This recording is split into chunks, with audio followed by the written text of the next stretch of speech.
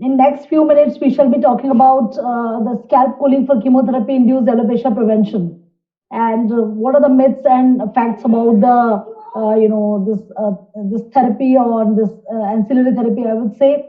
And I would like to begin with the notion that once upon a time, which was considered as a fantasy, is a reality today, and we will discuss about the background as well as our own original data from Tata Memorial Center.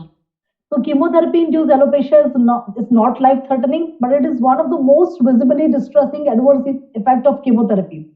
Clinicians often neglect alopecia owing to the fact that can be completely reversible. However, the time taken can be variable, and at times it doesn't resolve to normal at all. Uh, Obviously, that clinicians treating the cancer, they are focused more towards treating the disease, so they find that perhaps, as madam was also mentioning in the beginning, when she was thinking this a decade or more than that before, that it is essentially a cosmetic thing which is not perceived very well by the majority of the they feel that we are treating a very harsh disease. Life is very much important, and these all factors should be sidelined, but perhaps a quality of life is also having equally important concerns. Next please. So how what is the mechanism of action of scalp cooling? Next please. So at any time point, around 85 to 90% of the hair follicles are in the rapidly dividing phase, and therefore they are prone to damage by chemotherapeutic agents. Next. Scalp cooling essentially causes scalp vasoconstriction, and they reduces the follicular metabolic rate, resultant diminished cellular drug uptake. So this diminished chemotherapy delivery leading to potential increase in scalp metastasis was a concern for a long period of time, and that was one of the reasons that people were really reluctant to use it. However, the long-term safety data which is available now is allied to this fear at least. Next, please. So the in the past there were multiple attempts by various mechanisms, by various techniques, and the wide variety of cooling techniques were used. Basic cryogel caps, which were the most ancient, the penguin caps, and the modern scalp cooling system. They are different, and success rate widely varied from 0 to 90%, which could be attributed to multiple cancer types being enrolled in the trials, varied chemotherapy regimens, intrinsic patient as well as hair characteristics, technical reasons like optimal cap fit, and it is very, very important. Even we see in our trial that this optimal cap fit is actually the one of the most vital component. Use of non-validated outcome measures as well as use of vague subjective hair loss assessment, etc. These all were the attributable things for widely varied success rate in literature. Next, please. So this is the machine, the Paxman scalp cooling system what we used in our study. And prior to scalp cooling, the cooling cap is disconnected from the coolant lines and attached to the subject head, so as to cover the entire scalp with the cap. Then the cap is connected to the coolant lines, and powering on the system activates the refrigeration unit to decrease the coolant temperature. The total time duration in a standardized setting is the pre-cooling time of at least 30 minutes, entire duration of chemotherapy when we are administering chemo, and a standardized post-cooling time of at least 90 minutes. Next, please. So there is recent data, including in randomized trials from other part of the world, which has shown a success of scalp cooling. A meta-analysis as well as other randomized controlled trials showed that there are positive results of scalp cooling with acceptable tolerance. These are the few trials. Next, please. Uh, the common theme in above studies is that the taxanes were the predominant chemotherapy. Anthracycline was either not used in all these studies or in very few patients. Only the chemotherapy induced alopecia was measured, and no one has measured the hair regrowth rate, which is also important. The success rate for hair preservation cannot be complete in any of the technique which if we use, but can it affect the hair regrowth rate also is also vital to measure. Next, please. So this was the background of our study, which is randomized controlled trial of scalp cooling for the prevention of chemotherapy-induced alopecia. in Tata Memorial Cancer Center, India. And next, please. So, again, it was an investigator-initiated trial, and consecutive women with non-metastatic breast cancer were taken, who were planned for curative intent treatment. And chemotherapy regimen comprised of the standard chemotherapy regimen containing both anthracycline and taxane in sequential fashion, which is our standard default regimen.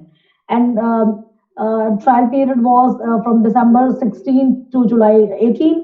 And women were non-eligible if they are having CTCA alopecia greater than 0 at baseline, or history of prior chemotherapy, or personal history of migraine or cluster or tension headache, because it increases the cold. The cold might precipitate these things, and cold agglutinin disease or cold urticaria.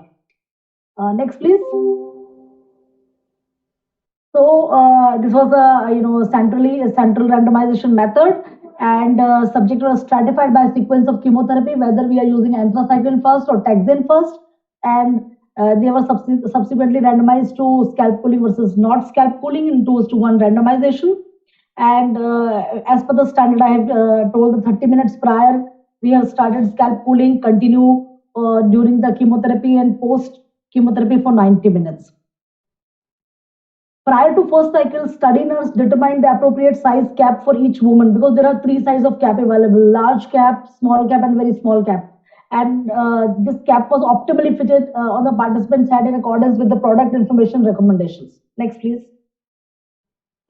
How we assess the method of hair loss. So alopecia grading was carried out clinically, that is by visual inspection method by primary investigator, as well as by objective criteria of photographing patients' scalps in both scalp pooling as well as in control groups. So these assessments were done at baseline before start of each chemotherapy cycles, and at primary and secondary efficacy endpoints. Photographs of first 25 subjects who completed at least the first cycle of chemotherapy were obtained at each alopecia assessment, that is 3 weekly. And for subjects enrolled afterwards, it was at primary and secondary endpoints. Photographs were captured from front, back, both sides, and from above. So 5 angles we have taken these photographs so that the alopecia can be captured appropriately and graded appropriately. And also for further validation, there is an independent observer outside the study as well as the subject themselves. They also, evaluated themselves so that we can have a proper validation, and we correlated these outcomes, the assessment from the investigators, reported results. Next, please. So primary endpoint was successful hair preservation, assessed clinically and by review of 5 photographs, and by using CTCA version 4 for alopecia assessment, wherein grade 0 was no hair loss, grade 1 less than 50% hair loss, not requiring a wig after completion of 4 cycles or 12 weeks of chemotherapy. And success was defined as grade 0 and 1 alopecia as per the standard, and failure was defined as grade 2 alopecia, that is loss of more than 50% of hair loss requiring a use of a wig, or with a distance we can make out that this subject is having a hair loss. Participant withdrawal after completion of 1 cycle is also taken as treatment failures. Next, please. So this is the alopecia grading and pictorial way. So we can see that grade 0 there is no hair loss, grade 1 where is less than 50% of loss, while more than 50% loss, which is at a distance you can make out this person is having a hair loss. And so this was considered as grade 2. Next, please. So here, the secondary endpoints were hair regrowth assessment, and first time in the all these studies which was conducted in Western world, no one has actually assessed the hair regrowth rate. In our study, we have first time assessed the hair regrowth rate also at 6 to 12 months, and it is defined as attainment of grade 0 or 1 alopecia post completion of all chemotherapy cycles. Other secondary endpoints were determined by patient-reported symptoms and by scalp examination and tolerance to scalp cooling, and defined as also percentage who could complete all planned cycles using scalp cooling, and patient-reported adverse event like feeling cold, headache, heaviness, etc. They were recorded in the case record forms. Next, please.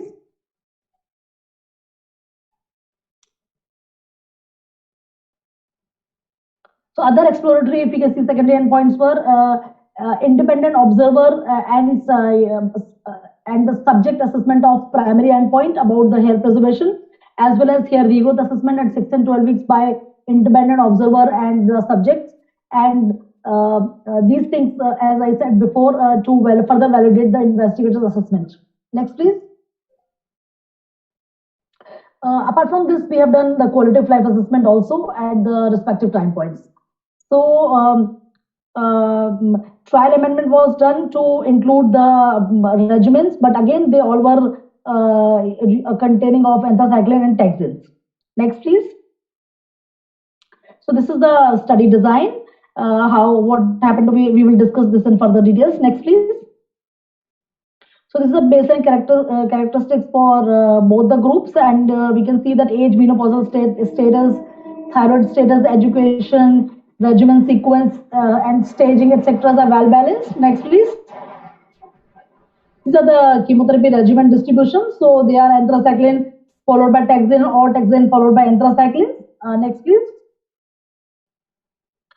So at the time of analysis, 56.3% hair preservation rate was found at primary endpoint and scalp cooling arm in comparison to 0% in the control arm.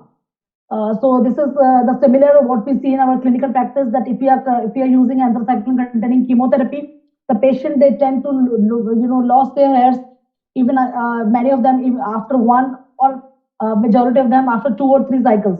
So when we assess the primary endpoint after 4 cycles, the majority of the control, all of the control group rather, they have lost their hairs to up to grade 2. That is more than 50% hair loss. So there are patients who still have some hairs on their scalp. It is not completely bald, but if the loss of hairs is more than 50%, it will come into grade 2, which is considered as loss of hair preservation. Next, please. The effect of dust sequencing, very, very important. That patient who received taxane first, 77% of those patients could have successful hair preservation, while those who received anthracycline first, only 33% had successful hair preservation. So this difference was statistically significant, and we must remember to counsel a patient appropriately, because the expectation should be real. So if we are using taxane first, there are high chances that after 4 cycles of chemotherapy, they will be having preservation of hairs. While if we using anthracycline first, there are chances which are only 1/3, and this is in sync with the world literature as well, that taxane, there is a high preservation rate in comparison to anthracycline. So this is the picture which is showing at baseline and primary endpoint of the patient who at baseline and primary endpoint, you can see the striking difference, the hair preservation in scalp cool patient in comparison to the control patient, which is almost almost bald at the 4 cycles primary endpoint assessment. Next, please. About the hair regrowth rate, which was the novel criteria in this trial. So hair growth rate was also significantly better in scalp cooling group, and hair growth rate at 6 weeks is around 89% in scalp cooling arm in comparison to 12% in control arm. Again, we use the same pictorial criteria of achieving grade 0 or 1 hair, hair alopecia kind of grading based on CTCA criteria. And hair regrowth at 12 weeks was 100% in scalp cooling versus 59% in control arm. So achievement, so hair regrowth rate is important, because if patient develop a normal hair density as early as possible, they will go towards their normal life after completion of chemotherapy. Next, please. So this is the hair regrowth rate in scalp cooled and control patients. Again, you can see the striking difference in the pictures. Next, please. So this is the primary endpoint with respect to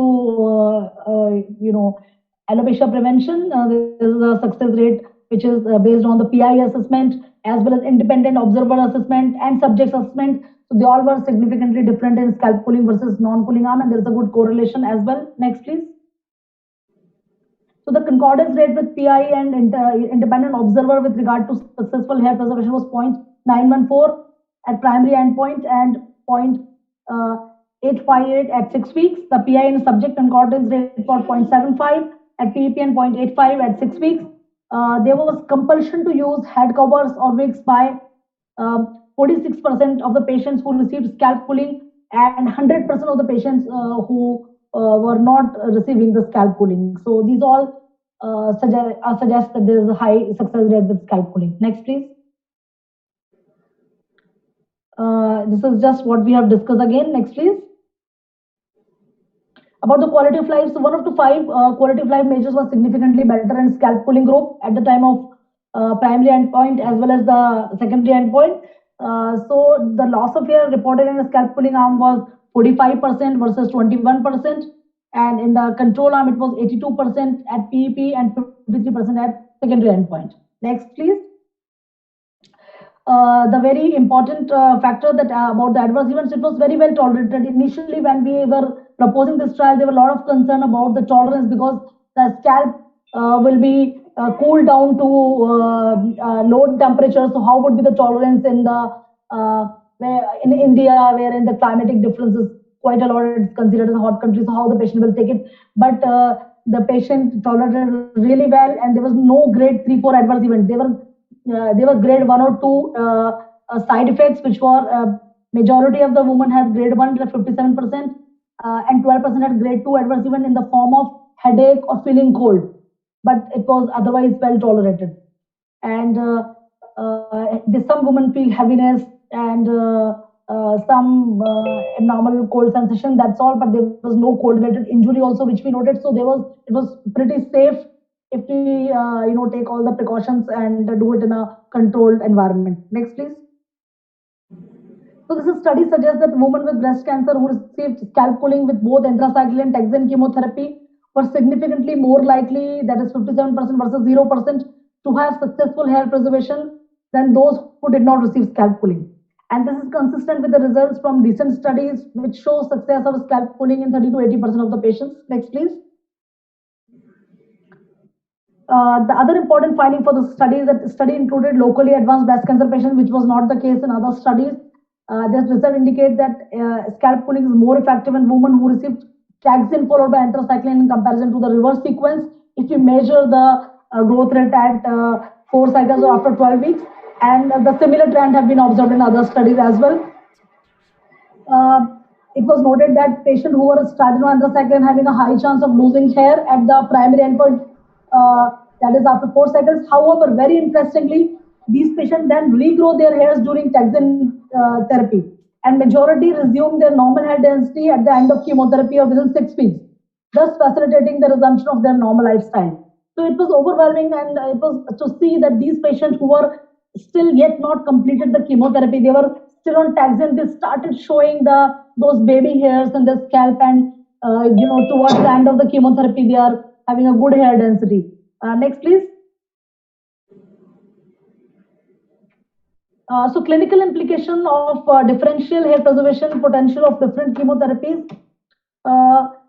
So practically, if you say in HER2 positive breast cancer, the choice of regimen for early breast cancer may bank towards the TCH regimen that consists of docetaxel, carboplatin, and trastuzumab, rather than doxorubicin and cyclophosphamide followed by taxane and trastuzumab, owing to its superior hair preservation potential.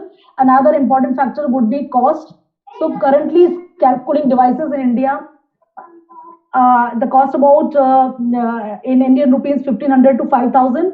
That is in US dollar 50 to $75 per chemotherapy cycles per patient, and they are yet not reimbursed by health insurance. So this is also one of the factors which we should consider. And this reimbursement issue is prevailing the world over. It is not only the Indian problem, also the infrastructure limitation. So because, as I said, that pre-cooling time, chemotherapy time, and post-cooling time. So this pre-cooling and post-cooling, there will be additional time, pre-cooling 30 minutes and 90 minutes at least post-cooling. So that increased in time taken to complete one chemotherapy cycles. So in high load centers like ours or others, this is also one of the factors which should be considered, and there should be optimum place which should be capped for these patients. So, so I'm a woman with non-metastatic breast cancer. Those who underwent scalp cooling, they were significantly more likely to have less than 50% hair loss after the 4th chemotherapy cycle in comparison to those who received no scalp cooling, and it merits wider application. Next, please. The limitation is that this was a single center study with a relatively small sample, and also the hair preservation rate for assessed after 4 cycles of chemotherapy, which could be different when if we assess the efficacy at end of all the cycles. But this was the standard. This was the standard in all other studies as well, and majority of the women attained grade 2 alopecia after one or two cycles of A containing chemotherapy that we see in clinics. So when we assess after 4 cycles, it should be considered standard. In the randomized control trial by Nangia et al., also they assessed in a similar time the hair preservation. The sequence and technicality related with optimum capit are potential confounders for real world outcome. Next, please. So this is a conclusion. So my last slide, that this Paxman scalp cooling system has proven effective in our real world practice, and the best effects are with taxane based chemotherapy, while the results are modest with anthracyclines. So if you start with anthracycline, patients should be warned that their hair preservation is expected in 30% only. So the expectation should be real. However, we should also assure them by telling that while they were on next taxane phase, their hairs, there are high chances that their regrowth rate, their regrowth start and the regrowth rate is much faster than if they will not use scalp cooling. And by completion of, at the time of completion, perhaps they will regain the normal density, or at least by 6 weeks, they will regain the normal density. Treatment was safe and well tolerated, so safety is not a concern. And the staff training in adequate cap size is critical. Optimum cap fitting is a must and must be emphasized, and the training sessions for the staff has to be carried out. So way forward perhaps would be a personalized caps wherein we can really ensure a snug cap fit. That would be my dream, and let's see when it will come true. So with this I will end. If there are any questions, I will be happy to answer. Thank you.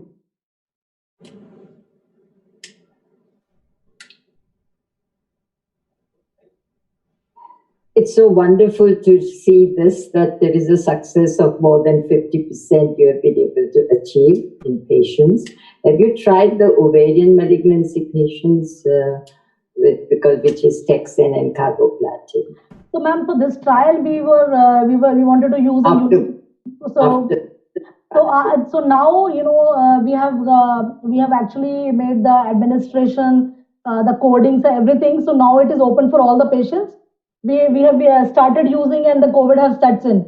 So since then we have not used, because it is not there is a chance for other patients if we use a same cap. So after this crisis will set in, we will be using too for all the patients. And how would you manage when all the patient would like to have cooling cap, and do you have adequate one when equal to everybody, or some patient you would not be able to offer, some you would be able to offer? So this is a very important question, and we have had extensive discussions on this, because in no condition we will be able to offer to all patients, at least in Tata Memorial, because the space is a constraint. But thankfully Hopkins is coming up there, and we have really demanded a big daycare and dedicated beds for specialty techniques like this. So let's see how things will shape up. But till then, we will be confining it to young patients, preferably women, and early cancers, not in metastatic setting, of course.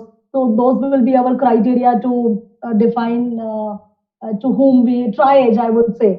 I completely agree with you that every woman, especially they want it. Even for men, especially those who are young, they want to have a scalp cooling to preserve their hairs. So I think someday we will be in position that we can offer everybody.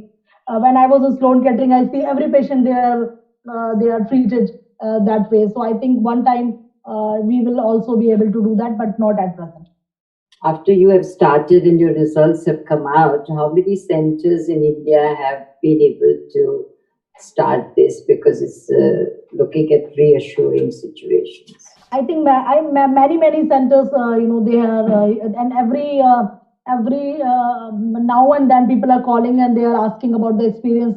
So I But think how many have started? How many have started? numbers I would not be able to tell, but I think there are many. Even in Mumbai, there are two, three. One by Vashish Maniar and Ashish Joshi. That center is having in Mumbai. In Pune, there is the Dr. Shona Nag center is having scalp cooling. In Delhi, Dr. Amish Vora's center is having. Very few. If you will say in comparison to the population we cater Yes, in India, not yes, the there are population, few. many centers of cancer treatment. It's So there very are good number of centers, but still there are yet to come. So I'm not, ma'am. There is in mid-August only there is a meeting with all the centers who are actually started using scalpel. So perhaps I will be better able to tell you that time.